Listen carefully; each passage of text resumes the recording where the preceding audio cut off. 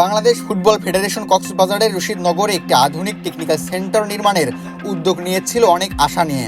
কক্সবাজারের বাফুফের technical centre প্রকল্প আটকে আছে 8 কোটি টাকার জমি মূল্য ও মাত্র 12 দিনের সময়সীমার চাপে। সমাধান না হলে ফিফার 30 কোটি টাকার সহায়তা হাতছাড়া হওয়ার শঙ্কা। দীর্ঘ অপেক্ষার পর ভূমি মন্ত্রণালয়ের অনুমতি মিললেও নতুন এক বাস্তবতায় পড়েছে সংস্থাটি। জমি নিতে হলে দিতে হবে পুরো বাজার মূল্য। Gold's Gym across 30 plus countries.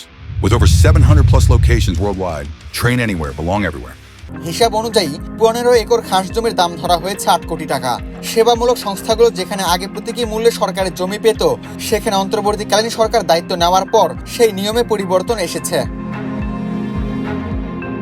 ভূমি মন্ত্রণালয় স্পষ্ট করে জানিয়ে দিয়েছে, এখন আর ছাড়ের সুযোগ নেই। প্রচলিত দামে টাকা পরিশোধ করে জমি নিতে হবে।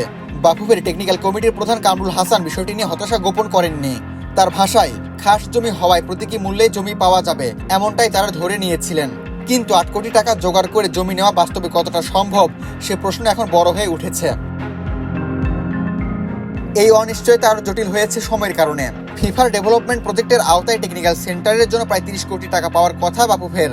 তবে শর্ত একটাই, চলতি মাসের মধ্যে নির্মাণ কাজ শুরু করতে হবে। হাতে সময় মাত্র 12 দিন।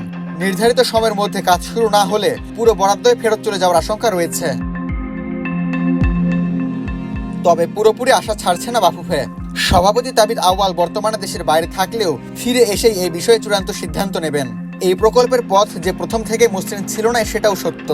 2022 সালের জুলাই রামু উপজেলার খুনিয়া পালংয়ে 20 একর জমি বাফুফেকে দেওয়া হয়েছিল। সেখানে সেন্টার ফর এক্সিলেন্স গড়ার উদ্যোগ নেওয়া হলে পরিবেশগত প্রভাব নিয়ে আপত্তি ওঠে। জাতীয় ক্রীড়া পরিষদ জানায়, জায়গাটি সংরক্ষিত বনাঞ্চলের আওতায় পড়ায় সেখানে নির্মাণ কাজ করলে পরিবেশের ক্ষতি হতে পারে।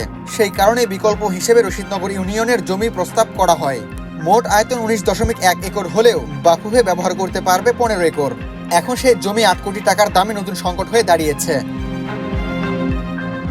সব মিলিয়ে উন্নত অবকাঠামো গড়ে তোলার স্বপ্ন আর বাস্তব প্রশাসনিক জটিলতার মাঝখানে দাঁড়িয়ে বাফুফের সামনে সময় খুব কম, এবং সিদ্ধান্ত না নিলে ক্ষতির অঙ্কটা হতে পারে আরো বড়। আবু তালহা, বাংলাদেশ প্রতিদিন।